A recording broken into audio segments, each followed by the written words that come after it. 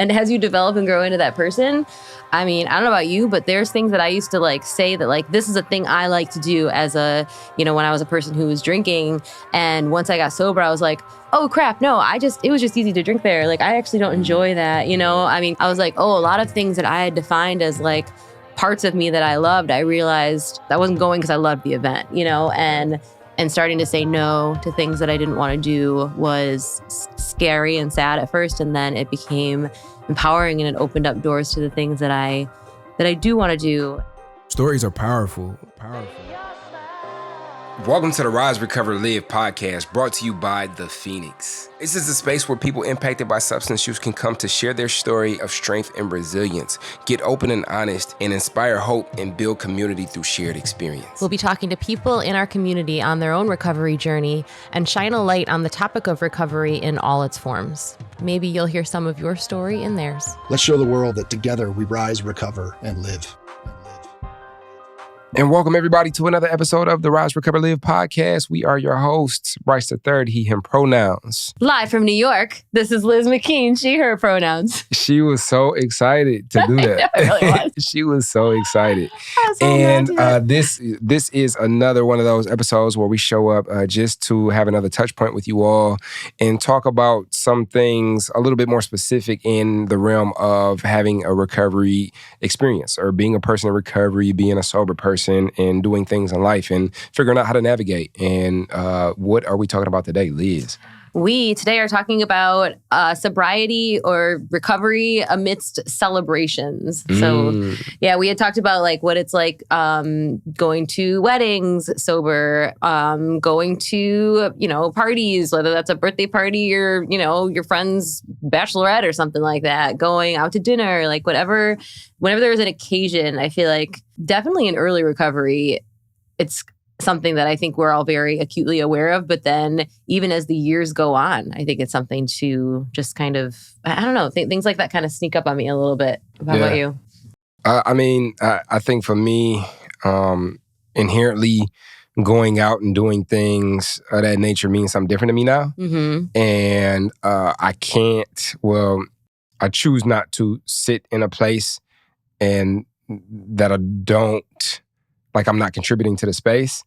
And you know, that the context of that can change because I could have been invited to somebody's birthday party and they really want me to be there. Yeah. And I might just be sitting and not doing anything the whole time. But like I am a contribution to the space because I care about the person that invited me and that's why I showed up. Yeah. But just learning to do things or learning to like set the intention when I go to these spaces and show up in these ways has been one, an opportunity to have a deeper relationship with myself, and two, an opportunity to have experiences in life which cultivate wisdom. Like, oh, maybe I don't go to these spaces anymore without, you know, something to occupy my mind on, or maybe I expect people to, you know, when they're going and they're turning up and they're doing things like that, like I expect people to be in their own energy, and I'll need to be in my own energy and not expect somebody to kind of acquiesce to what it is that I may need because I'm the most important person to me, right? So like I got to figure out how to show up and what tools that requires. Yeah, definitely. Figuring that out is really important. And just like we talked about on the episode where we discussed travel, how, you know, talking about it and being open about it and voicing your needs and being okay with that, even if it's not necessarily what anybody else is doing or can understand, whether that means I'm just not going to go, or I'm going to go early, or I'm going to leave early rather, or something completely different based on your scenario. But it's like an ever evolving thing for me in my life. I found that early on, I would just say no to everything. Like I just wouldn't go to something where I knew alcohol was going to be really present, particularly if it was something that like was with alcohol as the focus, which, you know, I think that happens a lot in our just culture. And then things came up, like you said, where it was like what was being asked of me was to be there because it was important that I was there. You know, my sister got married in early sobriety for me. My best friend got married, and weddings. I don't know about you, but weddings were just a big drunk fest for me when I was drinking. Yeah. Yeah. I mean, I didn't really like I didn't go to weddings or funerals. I Yeah. still don't really go to weddings. Yeah. And definitely not funerals. I had like immediately when I came out, like it was very important to me to be able to go in spaces where like I could share my music. Mm-hmm. And now having had some interaction with different organizations that are like including the Phoenix that are activating in such a way to create safe, sober spaces for musicians or for music lovers, that's a big thing that you can tell is on the minds of a lot of people. It's like, how can I go out and have fun in these ways that maybe beforehand, like I affiliated with like being, messed up and still have a good time. And for me personally, like I've just learned, like I have a relationship with my music unlike I ever had when I was, in my active addiction. And I would have a relationship with like consuming music. I went to Kurungbin, if y'all don't know who that is. That's a dope band or like a jam band. They're from Houston.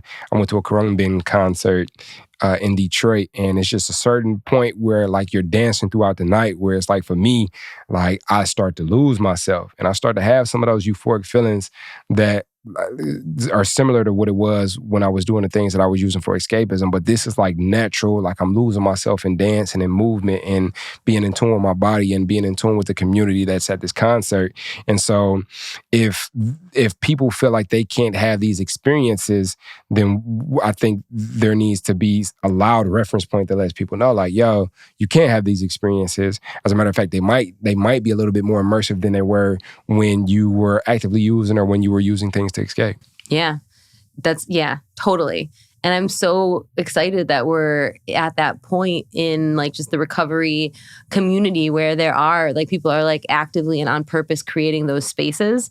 The Phoenix being one of them, like at the festivals that are happening this year, all the big ones that you hear about, Jazz Fest is coming up and Phoenix is going to have like a sober space there, which is so cool. And somebody had to start that, like somebody years and years ago, I'm going to possibly misrepresent this, so apologies in advance.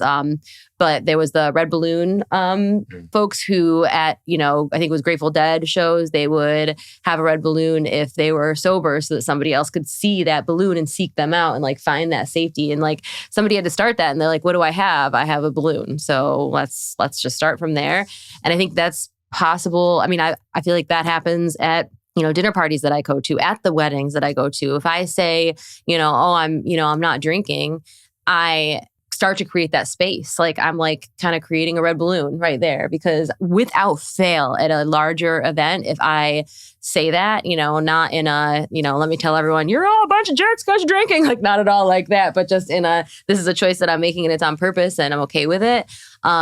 It always starts some conversation. We talked about this in an episode just about even going to the hair salon, there's somebody that's going to hear that's going to feel safer to maybe say that about themselves, or maybe somebody's going to come up, and talk about their loved one that's going through that. So it's like those sober spaces are happening anywhere you decide to be sober. And it's, that's a celebration in itself.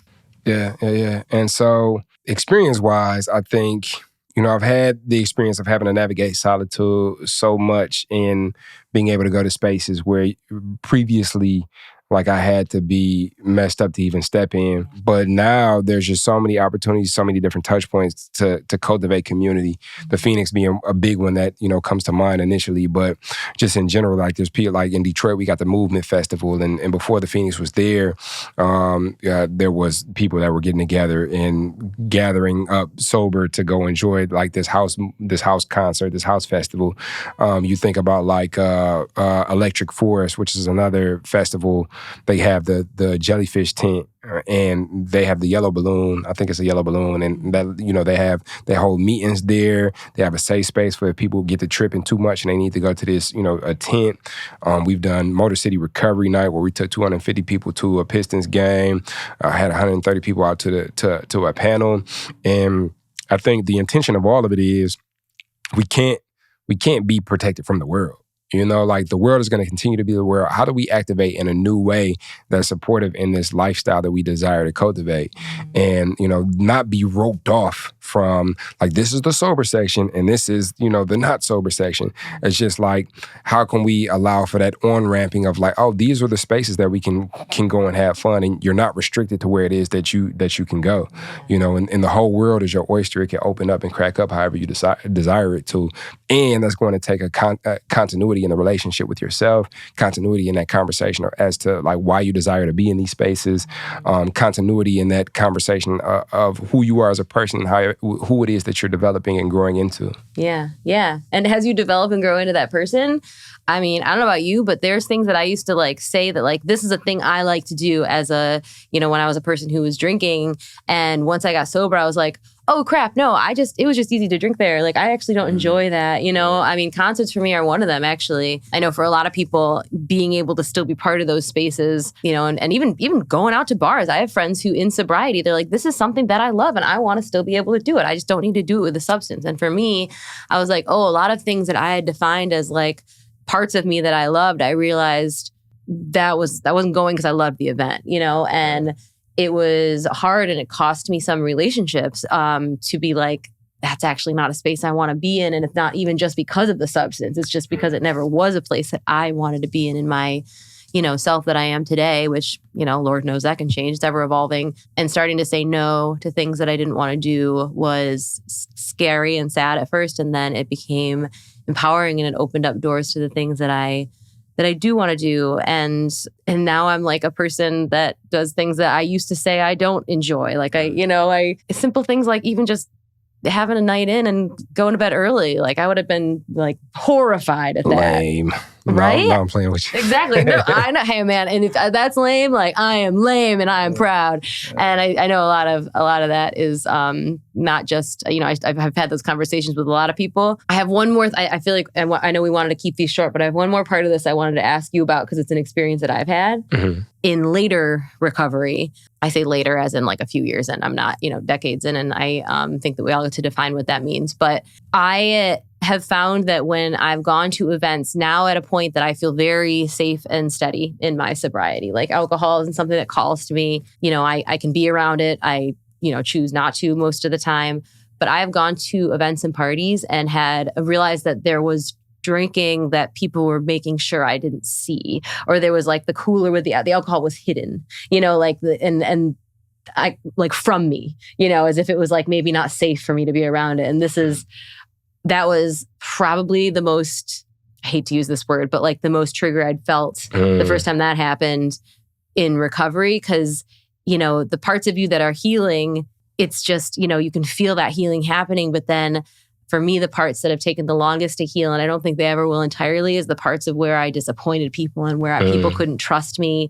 And then to see, still pieces of that happening in my real life continues to be hard. And I also know it comes from a place of love and just, I broke that trust. So I wondered if you've had that experience. Yeah, no, I haven't had that experience at all. It has always had to be a continuing conversation with myself as I'm in the spaces that I'm in, because I don't know if it's how I carry myself or I don't know what it is, but people will forget, because like I really am that, and a lot of times like people can be like super outspoken about, like everybody has their own relationship with their recovery. And for me, it was just a lot of like navigation of solitude in the beginning, where it's like, I mean, I did have my communities, but once I left those rooms, like I hit back life. I had to go back to the neighborhood. I had to go back to my mom's house. I had to go back to the bars and stuff and the open mics and stuff like that, because that's where the life that I desired was. And in those spaces were those things. And I don't know, I just live it. I just live it. And so I think maybe some people probably forgot until like there was a conversation had, and not like, oh, you need to put this away, but maybe I'll say something like, oh, are you okay here? Like, yeah, I mean, yeah, don't even trip on that. Like I'm not tripping. But yeah, everybody's different, and how we show up is gonna look different, and how our people show up is gonna look different. And it's just learning how to navigate that and figuring out how it is that we desire to contribute to our recovery. Yeah. And we've had this conversation a lot about just accepting that there's so much that we just can't control, but then finding that I'm okay on the inside, and knowing that you're doing what's right for you, and that's all that matters. What about you all? What have been some things that you've experienced in desiring a sober life, or switching up your peer group, or just changing things in your life and then coming back to the environment that you had before you were pursuing that lifestyle, or before you had made these changes? Like, what have been some challenges specifically for you in being able to go out and celebrate birthdays, parties, concerts? What have been some things that you've experienced? And how have you shown up? What are some tools that you've cultivated that have allowed you to show up in these spaces? What's different? What's changed? Like, talk to us. And a way that you can do that is you download the Phoenix app on the App Store or in the Google Play Store. When you get in there, grab that community group, the Rise, Recover, Live podcast community group. Go in there, join it, and join the conversation. Let us know. Talk to us. Tell us what it is that your experience has been. Yeah, man. I would love to hear from somebody who has had a big life event happen, like getting married in sobriety. I got sober around the time there were a lot of weddings happening. So I always wondered if I had gotten married then, I would just love to hear that story. So if you've got it, let us know. Yeah, get in that podcast group. Sober wedding attendance. What has that been like for you? Do you attend weddings, or are you like Bryce and you skip weddings and funerals? Oh, or are you like Liz and realize that, okay, yeah, I never really was that great of a dancer, but it's way more fun sober, and I dance the night away when I go to weddings. Are my favorite. So if you are having a sober wedding, please, I will send you my address because I would love to. Please invite Liz, and please get video because we'd love to run it back. That's right. Well, thank you for joining us. We're having so much fun with these kind of mini episodes, and can't wait to have you join the conversation. Be sure that you subscribe so you don't miss them, and leave us a review. That means a lot to us as well. So thanks, everybody. Thanks, Bryce. Yeah, thanks, Liz. And we'll catch you on the next episode of Rise, Recover, Live. So now you're excited. Bryce, Liz, how do I get involved with the Phoenix? Well, my friend, it is super simple. We actually have an app. Head over to the Google Play Store or the Apple App Store, or look in the show notes of this podcast, wherever you're listening to or watching this podcast, and go download the Phoenix app. The Phoenix app makes it so easy to find classes that are near you, or to access our virtual class schedule where you can hop on from the comfort of your home. You can also join our groups and have a conversation with someone from the Phoenix community from anywhere in the world. Please make sure that you join the podcast group where you can connect with Bryce and I and other listeners. Everything that you need is in the show notes. You can also head to our website at www.thephoenix.org. And maybe while you're there, you click the volunteer tab and get even more involved.